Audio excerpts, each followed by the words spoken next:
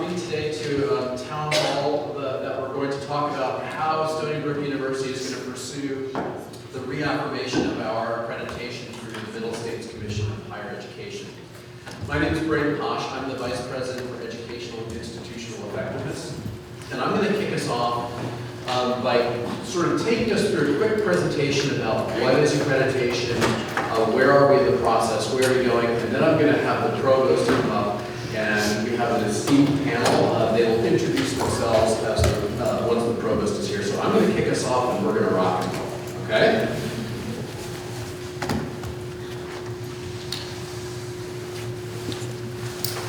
So, as the Vice President for Educational and Institutional Effectiveness, I also have some partners in crime. One of them comes on stage, Laszlo Mahali, who's a professor of physics and astronomy. Sorry, physics and astronomy. Is the co-chair of the steering committee, as is Dominic Fortunio. Dominic was actually going to be here to do this, but he's dealing with the HSC power outage. So I'm here filling in. So, what is accreditation? So, accreditation is actually something that institutions, it's really a quality assurance, and if you don't have it, you can't participate in Title IV funding. You also can't get grants for research or things like that from the federal government, so it's really, really important to have. There are several regional accreditors across the United States. Ours is called the Middle States Commission of Higher Education. And they have 7 standards for accreditation, and they're listed up here. Effectively, an accredited institution has a mission, it lives it with integrity, and it delivers an effective learning experience, and then it supports that experience with a number of supports for students. So those are the sort of what's, and then there are some additional mechanisms about making sure that what you're doing works well. So there's some things about educational effectiveness, planning and resources, and then governance, along with leadership and administration. Those are divided up into 7 standards, and we actually have a structure that reflects some of that. When you're doing accreditation, it really is about identifying how you go about meeting those standards. And that's empirically because you have to have evidence that says that you do it. You certainly say, yes, we do this, but you also have to prove it. And in doing that, you assemble evidence from all kinds of areas. You see this diagram here. It talks about learning outcomes. It talks about administrative review, accreditation, where you have it from other entities, other external organizations, student success, policies and procedures. All of those compile or combine to become evidence that support the narrative that we'll go about writing. And it used to be every 10 years, now it's every 8 years, you have to go through a self-study process, and we are actually in that process right now. So here's a timeline for this. We actually kicked off over a year ago, going through a self-study institute, and then we convened a steering committee and 7 working groups that you'll see in just a second. And in spring 2022, we put together what's called a self-study design document. It's like the dissertation proposal to the dissertation. And we have it up online. It's about 30 pages or so, and it talks about our working plan. Then going into the summer, we started assembling lots of evidence so that when the work groups arrived in the fall, they had something to work with. They spent probably the first half of the fall pulling that together, submitted outlines at the end of October. They've got some feedback, and now they're about to get into the drafting process. So that by the end of spring 23, we anticipate we're going to have a draft. We're going to polish that a bit over the summer so that in the fall we have a draft we can share with the campus community. By the end of the fall, or the very beginning of spring 2024, we will submit that to Middle States, and then we will have an on-campus site visit from an external team of peers, probably late March, early April at the latest. Here's the structure. So up at the top we have the president and provost, and then we have this steering committee. On it is the leadership team, and I've already talked about those 3 people. There's also co-chairs of each of the 7 standards, and I'll show you their names in just a minute. But we have a faculty co-chair and an administrative co-chair for each of those. And then they have about 15 or so people working with them. In addition, on the steering committee, we have some other key personnel, and you'll see those in a minute. There's also The Office of Educational Effectiveness, led by Catherine Scott, is providing broad support for this initiative, as is the Office of Institutional Research Planning and Effectiveness where needed. And then you see those 7 standards down here for each of the work groups. There's also a compliance work group for some very specific federal regulations, like making sure that you know that a student who's in distance education really is that student. You've got to have a policy and process for that. Here's a list of the committee members, and I won't go through reading all of them, but it's broadly representative. And this is just the steering committee. There are 7 other work groups, not quite this big, but broadly representative. We have about 100 people from across the campus involved in this, including students. It's fairly comprehensive. And we're actually supported in that organization by Kim Hackman, who's here somewhere too. Kim's in the back, doing remarkable work, trying to coordinate all those people in that activity. So the self-study design is actually up on the Middle States website that we have for Stony Brook. You can go take a look at it and see how we've set up the plan.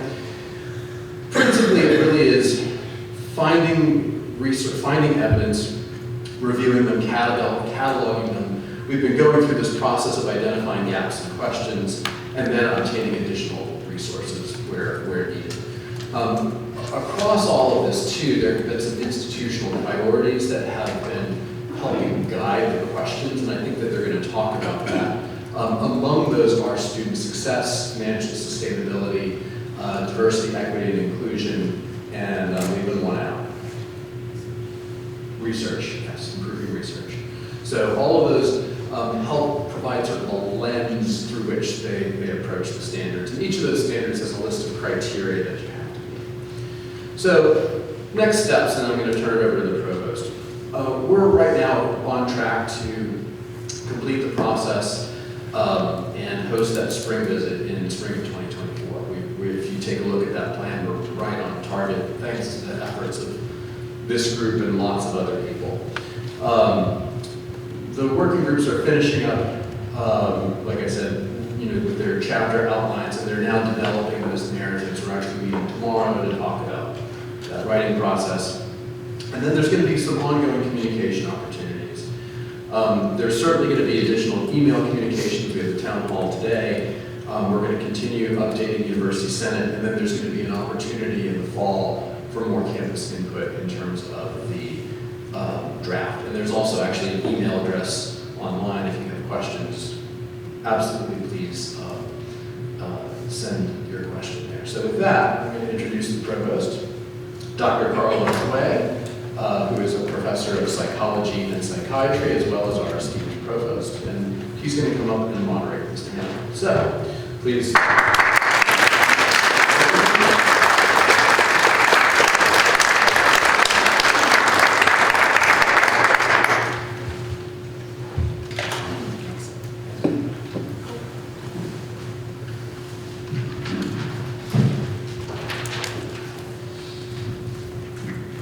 Good morning, everyone. It's good to see all of you.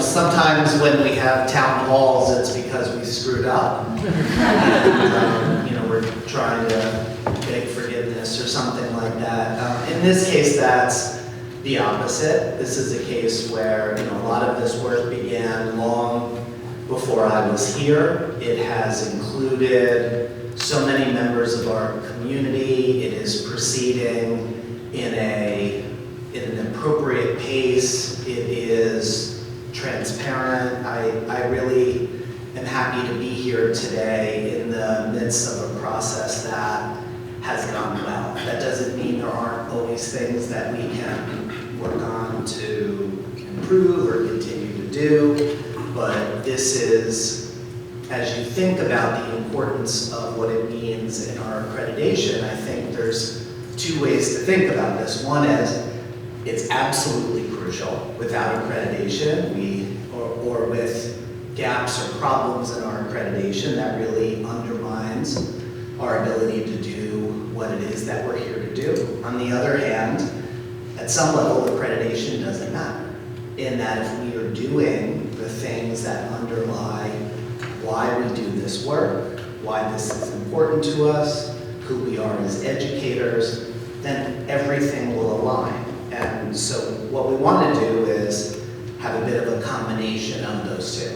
Start with all the things that we are doing right for all the right reasons, and then identify a few of those aspects that we want to be able to sharpen. And in some cases, as a lot of the work in assessment that we have been sharing, that we've been kicking off this year, it gives us an impetus to think about, okay, what are some of the areas where we want to really take a concerted effort to move forward.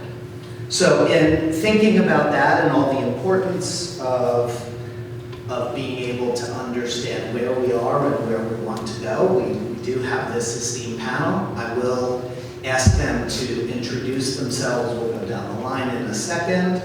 But before that, I just want to reiterate appreciation for Dominic, Laszlo, and Braden for the work they've done in putting this together. Let's get going.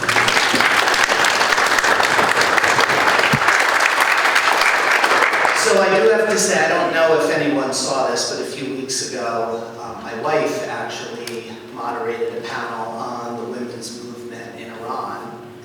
And as a moderator, I'm here today as not even the best moderator in my house. I will do the best I can to really help us provide a platform for this group to be able to share the depths of their knowledge and their experience. So Rose, if you'll start the introductions. My name is Rose Terada. I am the Director of the Center for Excellence in Learning and Teaching, and I am co-chair of Standard 3. My name is Sam Sarma. I'm Associate Professor in the program at Writing and Rhetoric, and I'm co-chair for Standard 3 along with Rose. Hi, I'm Carmen Gonzalez. I'm the Associate Vice President for Procurement in the Division of Finance, and I co-chair the Planning, Resources, and Institutional Improvements Standard 6, along with Stacy Finkelstein. Hi, my name is Laszlo Mihai. I am a professor and former chair of the Department of Physics and Astronomy, and I'm co-chairing the steering committee with Dominic. Good morning, everyone. I'm Tashika Sutton-Young. I'm the Assistant Vice President for Presidential Initiatives in the Office of the President, and I co-chair Standard 7 with Silly. Okay, great. So as we get started, for many of the questions, there'll just be a single panelist I'll start with. If others want to add anything to it, great, but otherwise we do have a lot of questions, so it's certainly okay if everyone doesn't weigh in on each question. With that said, I'm going to ask a few folks to answer this first question. So can you talk about how your working group has approached your standard? And let's start here with Rose and Sam, and then also Carmen. Thank you, Rose. As members of the steering committee, the co-chairs have two kinds of roles, facing toward the steering committee and facing toward their own teams. So we are playing these dual roles, one reporting up and second working in our group. So on the one hand, as the members of the steering committee, all chairs, co-chairs, have helped to, one, prepare the self-study design document and communicate it within our subgroup, and two, develop working groups charges and coordinate with other groups. Three, identify and communicate gaps in compliance or room for improvement, as we call them, as well as documenting what the university does well. And four, review and approve self-study draft and help ensure each working group has met its charge. And when the process is over, we will meet with the visitor from the middle states to work with them. And on the side of the subcommittee working to produce these outlines and drafts and report, as a team, Standard 3, for example, we are facilitating a collaborative self-study process, establishing basic structures of the group's data gathering efforts, reaching out to pertinent units or asking program leaders to provide us data. And when we don't have enough data, we reach out to the leadership team to provide us that data. They're extremely helpful in not only providing data, but also the structure, documents, samples. And then we'll be assisting the steering committee which we are part of, in producing a response to the evaluation team report. And finally, we serve as liaison between the steering committee, institutional leaders, stakeholders, and representatives of the states. Those are our dual kind of roles as co-chairs. And internal to our team, we broke up into smaller groups, and each of our groups have been tackling pieces of our standard according to what they felt most comfortable with, or what they felt like who they had the most contacts with. And so they've been very, very critical in collecting the evidence and looking to see what we need and filling in those gaps for us. So we're very grateful to have the fire team working with us. All I want to add is, it was really nice that we were able to influence who we wanted on our teams. So for my area in particular, talking a lot about budget and finance and infrastructure, we have a really diverse team. We have people from the academic side in SOMAS and engineering and physics, and then we have people on the administrative side from facilities, athletics, IT, and the planning, design, and construction team. So I think that, and we took a very similar approach in our Standard 6, how we divided up the work, regular meetings, and we're actually still bringing in, we've completed like our first outline, but we're bringing in subject matter experts now to really help us identify how we tone in, particularly on those areas for improvement, as they just mentioned. So our next question, Tashika, this one's for you. How will the updated strategic plan, both at the university level and then some of the work that's then happening in the units with strategic plan, how will that play a role in Middlesex? So as you know, Project REACH has been underway for a year now, and it has been broadly participatory by the entire university. We are hoping to have our vision statement and priorities ready to disseminate to the campus for wider input within the next month. And that entire process will be documented in the Middle States document, as well as we will take a look at what we've learned from our last strategic plan, what are the accomplishments we've made, and what are the areas in which we needed to make some improvements. And one of that was looking at how to be more inclusive in this current process, which we've taken that on. And we are also looking to make sure that the matrix and the action plans that emerge from Project REACH is well documented in our Middle States program. And just to follow up, if there are issues that are identified in the review, is this something that could ultimately be a part of the strategic plan moving forward and annual action plan? Absolutely, and we can address that in both of those documents.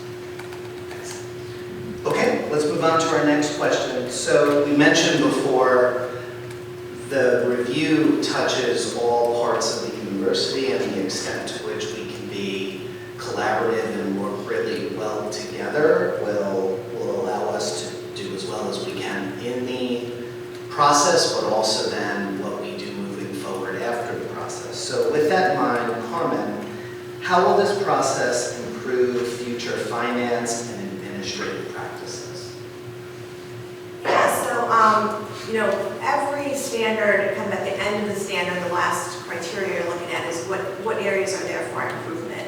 And in the finance and administration area, a lot of the areas that we have identified for improvement really are underway of being improved, and a lot of that is due to the strategic budget initiative that happened really at the start of the pandemic. And so we are looking at operational improvements like in HR, time and attendance, automating that. One of the things I was involved in, so I was involved in the strategic budget initiative, was in improving the travel and expense experience, so that was like implementing Concur. So these are the type of things that we'll be able to show as evidence of things that have improved. But additionally, especially in the area of infrastructure, we're working on our master plan for the master space plan for the campus. That's underway, getting updated, so we'll be talking to that in the document. And as we know, Middle States is about both undergraduate and graduate education. So just taking a focus for a second on the graduate piece, Sam, what evaluative frameworks can be utilized for graduate Many of the same principles of evaluation, assessment, and reporting apply to graduate students that apply to undergraduate level.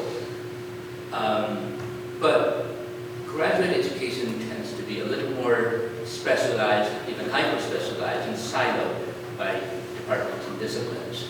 A lot of things happen at the department level, school level. For example, I serve in the undergraduate curriculum committee for the arts and sciences, and we have a pretty well-established framework for the process, whereas in the graduate school, a lot of the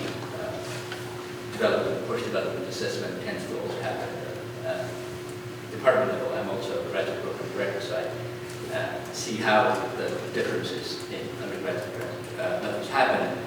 But faculty and departments at the graduate level can also integrate some of the assessment that we are trying to draw on and report now into the process of department level work. For example, faculty review the results they collect, identify patterns of where student performance is strongest, and the importance of targeting. A lot of times, some of the review and assessment is integrated in a more formative structure in the process of mentoring, guiding students with their thesis and dissertation, and in their graduation process. And the graduate school and the graduate council tend to assemble that kind of internal department level work. And frankly, in the process of data gathering and outlining and reporting, my experience, our experience has been that it is harder to get data from the graduate level work. So that is to say that colleagues who are working with grad students in the graduate programs and graduate level, please reach out to us whenever you see the outline and the draft in the process and point out any gaps and needs that we can have for further supporting the graduate level excellence of our work. And in other words, we have more work to do, even as we get in from the outline to the drafting process to do a better job of gathering and reporting the graduate level work in our academic excellence. May I add a little bit to this one? One important difference is that many of the graduate programs has the comprehensive examination. It is part of the program. And this is actually an assessment that happens since the program has been established. And that's kind of makes it easier to make decisions, because if you have students who fail the comprehensive exams in large numbers, then something is wrong. So that's an assessment that is ongoing. So I want to make sure that we have time at the end for any specific questions you want to bring up, but also you may have questions about some of the answers. So what I'm going to do is kind of break our questions up into blocks. So let's think of this as the first block. Are there any questions that anyone has about any of the questions I've asked so far, or the answers that you'd like to query further?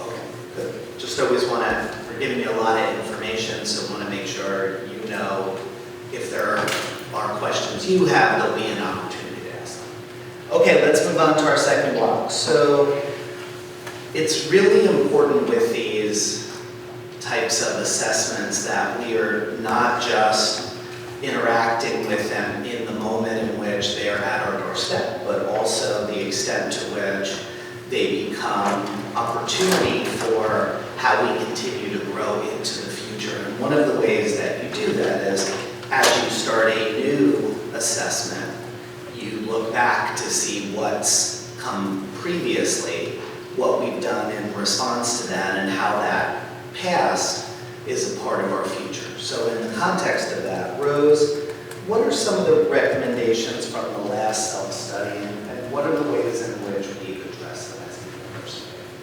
So from the last self-study, a lot of the recommendations focused around assessment, establishing a permanent university office of assessment, appointing assessment coordinators in each of the academic units, assessing our gen eds, and then establishing university-wide assessment communication and policy-making structures. And a lot of those recommendations have led us to develop the Office of Educational Effectiveness, right?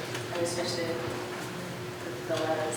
And they've been working, they have a number of initiatives that they are working on right now. The Middle State, the Gen Ed Council, there is an assessment council, and there's an ad hoc committee to establish a program review process, in addition to all of the assessment coordinators that have been working on evaluating their programs. Prior to that, we had, there was a 2013 committee of assessment, there was SBC 2018 assessment, and then the 2020 assessment that also occurred. And then the designation of department assessment coordinators. There's also a lot of other initiatives that have been coming out of the Office of Educational Effectiveness, including the assessment symposium, which happened this past fall. Thanks. So, Carmen, we just went through a process with strategic budget initiative.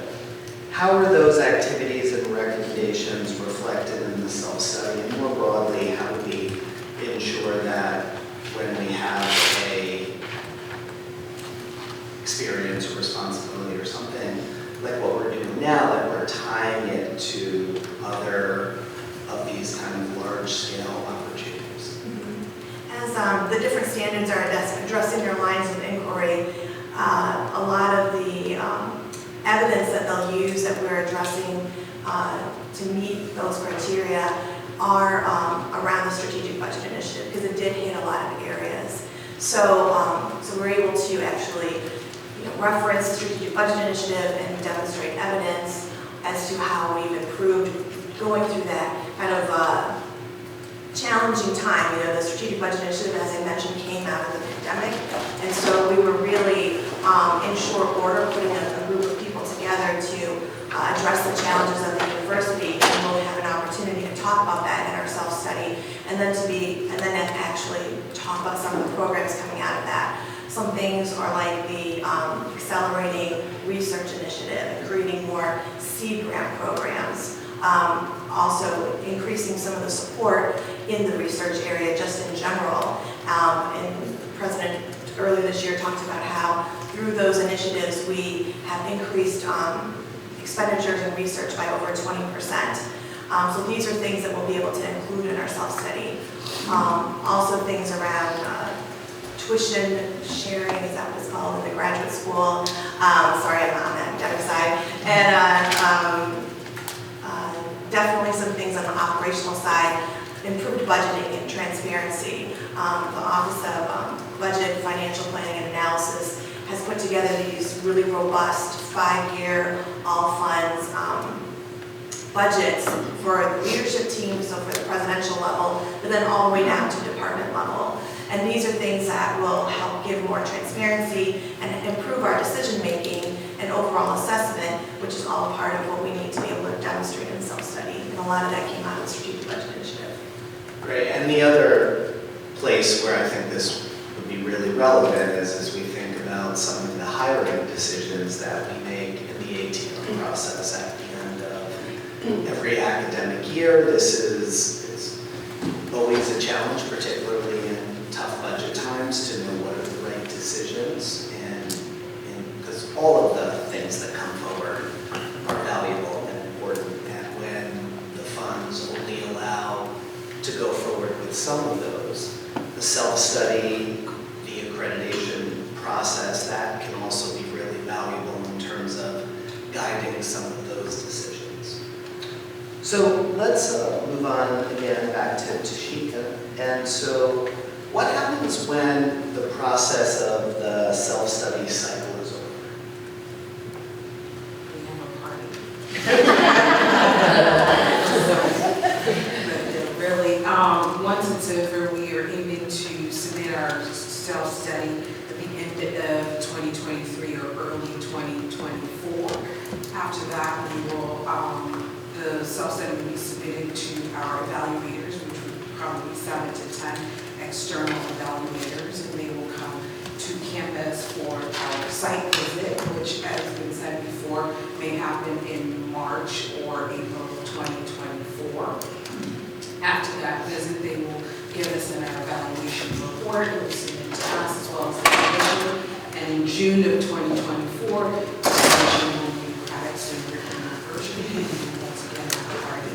Excited about this. And then we may have some recommendations of things that we need to improve on or take a look at, or some collegial advice, and we may have to submit a report within the next 1 to 2 years. But we also are expected to take a look at some things that we ourselves have seen that need to be taken a look at, or if there's gaps in there, other recommendations that we might need to address. Great. And we'll do one more question in this block, and so Leslie, this one's for you. So if you think about one of the things that make us unique as a university, we are in many ways an independent, standalone university as Stony Brook. We are also part of the SUNY system. To what extent will the accrediting body or reviewers understand this, and what are some things that we'll do to help them understand? So Middle States is accrediting about, I think, 600 universities, and many of them are state universities, and especially they are accreditors to all of the SUNY schools. And for example, parallel to us right now is Buffalo is undergoing the same process. So because of that, I think they have a general understanding of the circumstances.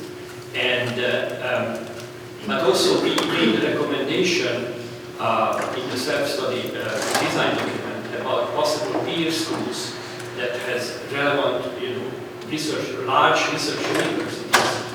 And the review committee will be selected from those institutions, people with experience in leadership in academics, in research, and administration.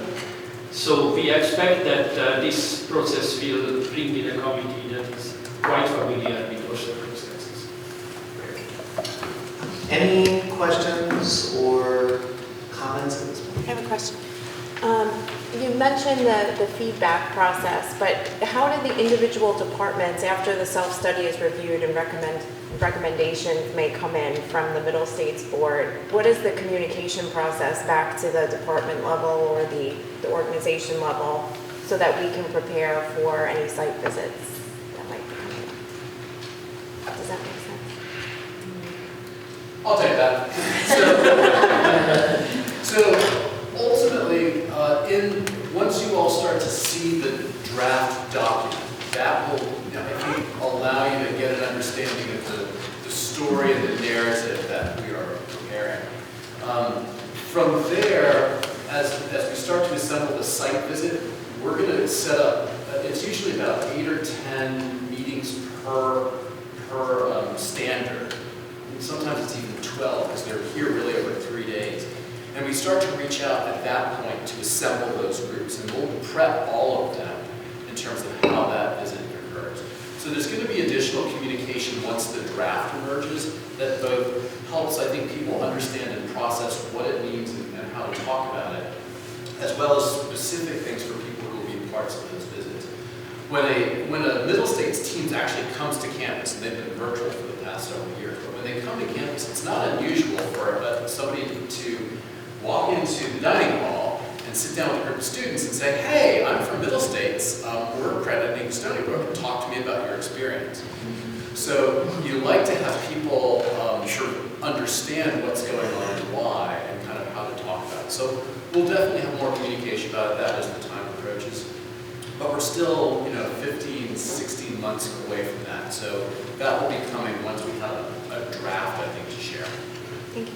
And that ties into the self-study piece. Then there's also the question of when the process is entirely over, what is the way in which that's communicated, and then the extent to which there is either a directive that we need to follow, or even in a case where we're told everything's great, we may learn something out of this that would then lead us maybe in the strategic plan or elsewhere to want to move forward with the community and thinking about all the assessment work this year. not because we've been given a directive, but because we feel like it's the right thing to do. So what will certainly happen, the details, I'm not exactly sure about it, but you can certainly be sure there will be an overall university communication. It will lay out what the results of the process are.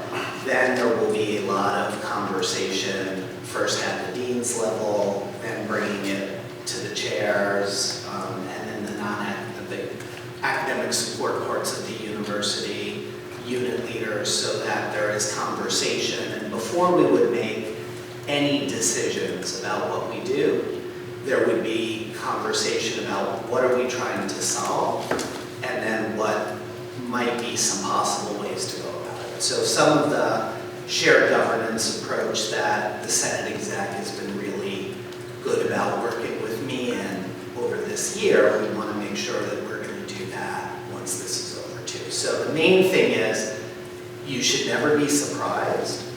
There should never be a directive that says, okay, this happened, so this is what we're doing now, and that there will always be ample opportunity to share feedback as to why a solution may not be as ideal as we think, or why there may be disciplinarily unique parts of the university where a particular solution may work here but not elsewhere.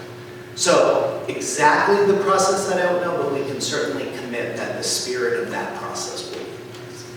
Thanks. Okay, let's head into our third and final block.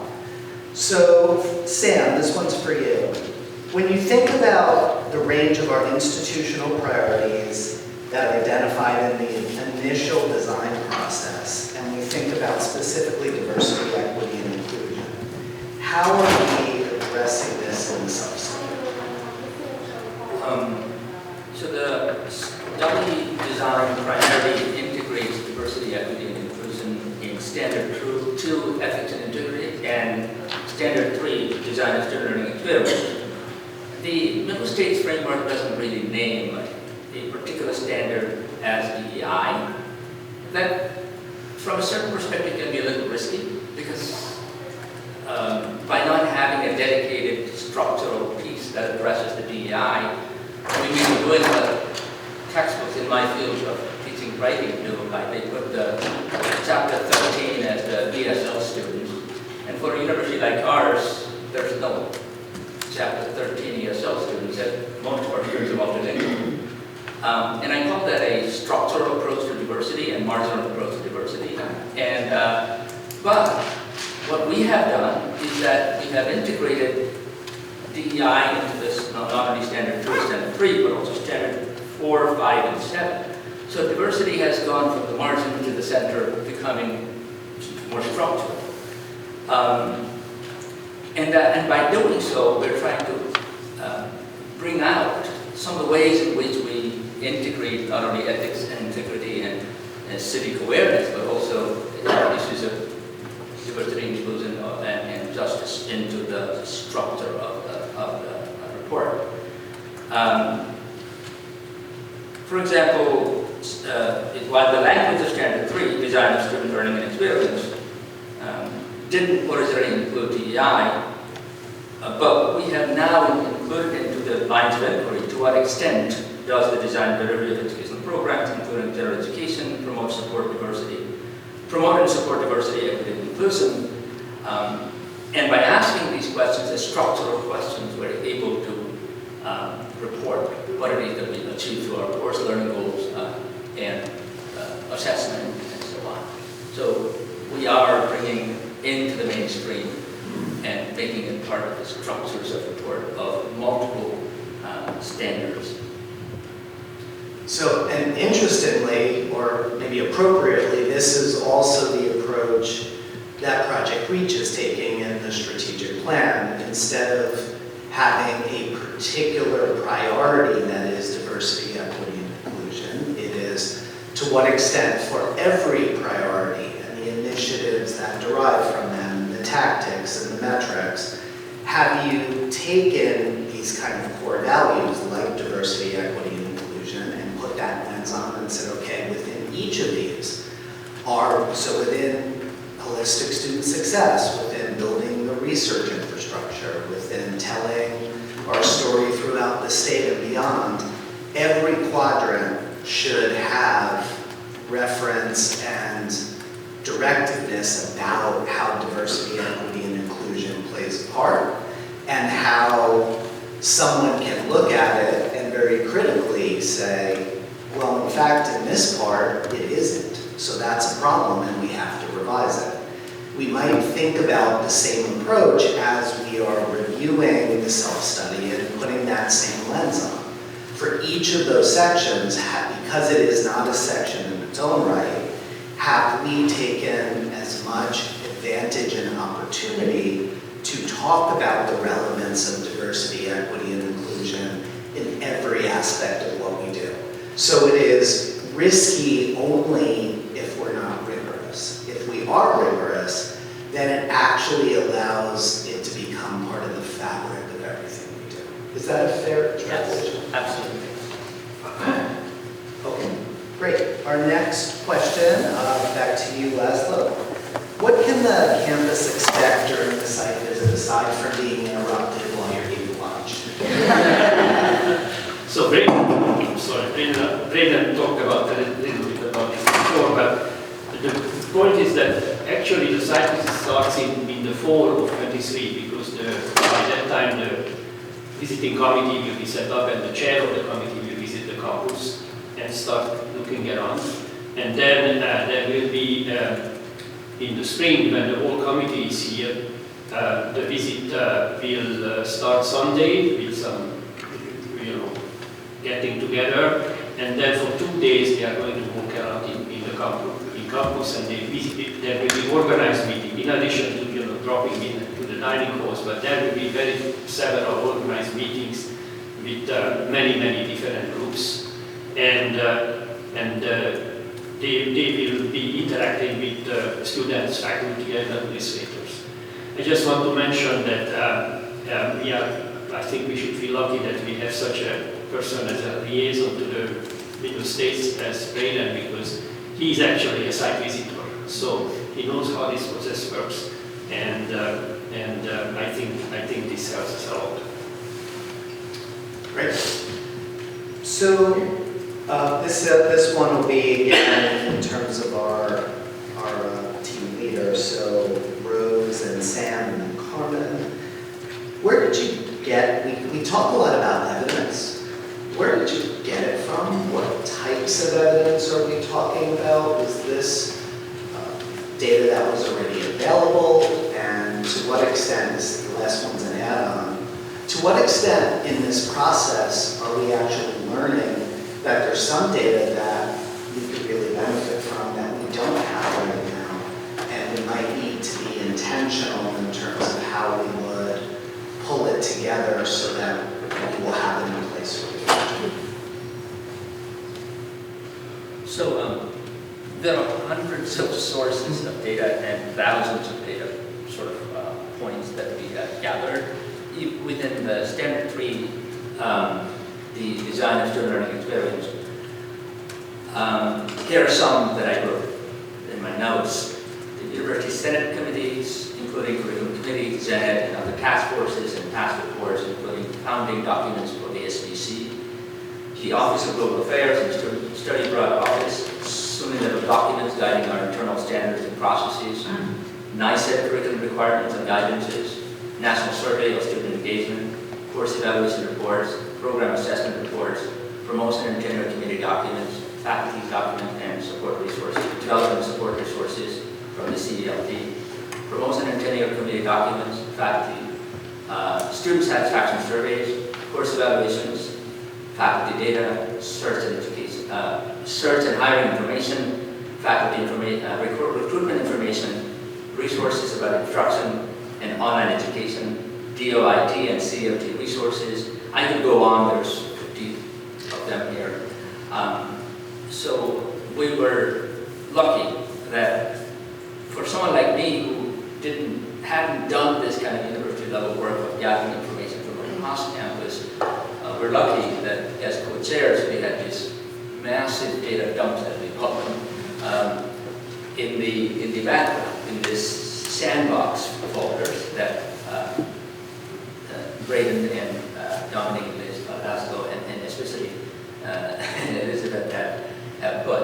And then there is a tracking document which correlates with the data dump. So it would be very disorganized if it didn't have a tracking document that has lines of inquiry, the standards, and our themes. And as we're developing the data, we have these rows and then columns that we're trying to find what is these areas of inquiry, what are the breakdowns, where do we get the data, and how do we identify what data is insufficient, who do we contact when the data is insufficient, and then we start interlinking all of the sort of files from the data dump. And wherever there is no link, they come in and provide that link or add new data, we'll go out and consult people on our own. And it's been really helpful because in our committees, it's been mentioned that we have people from across campus. So everyone has kind of a different look at what data we have and what data we need. So we started with that data from OEE and IR, and now we have all of these other people looking at it and saying, okay, this is what we need. We went through, we had many meetings about it. And then we handed it back to the steering committee. The steering committee had looked at the data and saw what was missing on their end. But then we also looked at it, each other's, all of the co-chairs looked at each other's evidence, and then we were able to fill in some additional blanks there. So it's really been a helpful experience. And going to Carl's second question is that it's been really eye-opening to see what's out there. A lot of stuff is just on the website and you can get it. And a lot of stuff we've had to ask people for, and some stuff is missing or was really difficult to find. But it's been eye-opening to see what we should have out there more publicly, maybe, or maybe places where we can coordinate some of this data so people can find it more easily and then be able to look at it further. Yeah, I'll just add that on our side, same exact process, but we were really looking at, a lot of budget documents, a lot of the work that HR is doing in the HR Now project, and being able to reference those documents as evidence. Because we're tied to SUNY, we're also referencing a lot of SUNY evidence, right? Because we have to follow their policies and procedures, so that's another source of evidence for us. One of the areas that I think I mentioned earlier, that's probably been a bit of a gap for us is on the facilities infrastructure side. We don't have, the most updated master plan, but there are a ton of documents that we're referencing in that space of what the facilities group is doing, so. And so our last question, let's think of this as a lightning round question. So I'm going to ask everyone to answer either what have you learned from this process or what has surprised you in this process. So, actually, Go ahead. yeah. Well, I've been here 4.5 months. I have learned a tremendous amount in the last 4.5 months. I have been here 35 years. And I was surprised how much of spontaneous assessment is happening, that we don't call assessment. People just trying to do better job on the departmental level.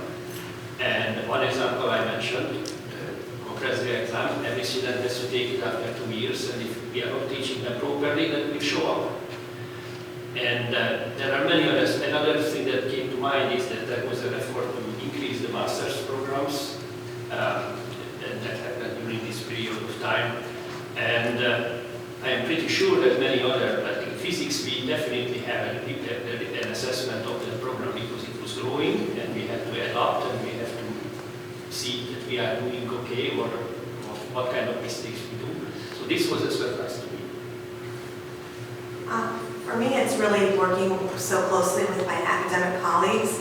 I see things from the financial side, operational side, and initiatives and other projects coming out of IT or HR.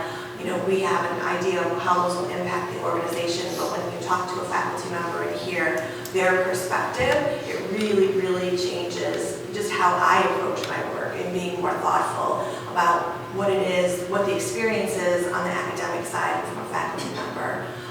Even like in the HR space, I didn't realize just how different recruiting was for faculty versus recruiting for staff. So this has just really been good for me and things I can apply to my job.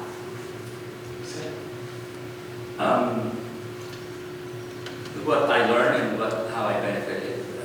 When I started this process, I volunteered, and someone in my department said, "Oh, that process. We have to do it." But nothing changes because of that process. That was a cynical response. And I didn't know how good it would be. I knew that it was going to take a lot of time. But I wanted to know more about my university. So I approached with a little, not skepticism, with hope. And I had been, coming to this room as part of the Senate since I first was recruited in 2012. So I always wanted to learn about sort of what happens in the dashboard at the back of the stage in terms of university curriculum and shared governance and whatnot. But in this case, the amount of trust or expectation was rather low because of what I've heard of people talking about. For me, it was just the opposite.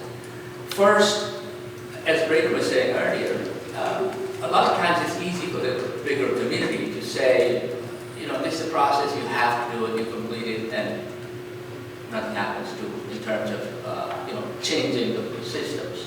It does actually. I just wrote down a few keywords. One is it seems to make things more transparent. So when we reach out to a colleague and say, no, you can't just write an email. You need to document this, institutionalize it, and present it. We have put pressure on people to make things transparent. We said, put it on the website, otherwise we won't accept it. And then put it on the website. So things have become more formalized, explicit, accountable, because of the need to report in a formal way. We have put pressure on people. We have learned things, but also make people know what they're doing and what others are doing. We have created connections. We have created accountability. We have created a sense of purpose in the process. And compliance can be broken down into many things. One is, I have to do this, oh God, right? The other one is, I am meeting standards. I'm reporting up and down. I am connecting sideways. And all of these things have, to go back to what Rachel was saying earlier, when somebody comes to the university and is able to talk to someone and say, how do you do this? Or what does it mean? And we are able to say, this is how it works. We're able to say, I'm responsible for this, right? It means that the community has become knowledgeable. So even though it may be difficult to actually make it to a point where a student can describe course objectives, a faculty can describe program assessment, a department chair can describe what the reporting mechanisms are, it may be difficult, but we have to get there. It's like my writing 102. I go to class, I have to teach writing 102. As a tenured faculty, we have to teach it once a year. But the one thing that I never, ever let my students know is that I have to teach that course. I sound like I'm crazy invested in it. I'm passionate. I would pay to teach that course. And that's what my students think. It's not that they have to take this course. That this course has to be taken for a reason. So I think that we will be able to convert that sort of accountability and reporting as not have to, but there's a reason why we have to do this. Thanks. I've learned so much more about the university. I've only been here 3 years, and I have learned a lot more, and I think it's going to be helpful to me in my position moving forward. And seeing where some of the gaps are and some of the ones that maybe my department can address. So that's been really helpful. And working with so many new people that are so amazing has been a really great experience as well. Great. So we are at the end of the planned questions. So can I sneak Yeah. in a question? Sure. That's what I was going to lead to. Thank you, everyone. One question in my mind, which I don't think was totally clarified, but what role, if any, should you be playing at the department level to either shape this self-study or be present when this visit happens? But then I have a kind of a separate follow-up question, which is more along the evidence line. So in our department at least, we've had a wave of faculty retirements in the last 5 years. We've lost pretty much nearly a third of our faculty. And so we've had an increase in adjuncts, tremendous in my time, just anecdotally I can see that happening. So how does the adjunct statistic impact middle states accreditation? So let's start with the first part about departments. I think the departments will have, at this stage, we are working on the draft of the document. We will start drafting in the spring, and in the fall, when time comes, this document will go everywhere, and that's the point when the departments can get seriously involved.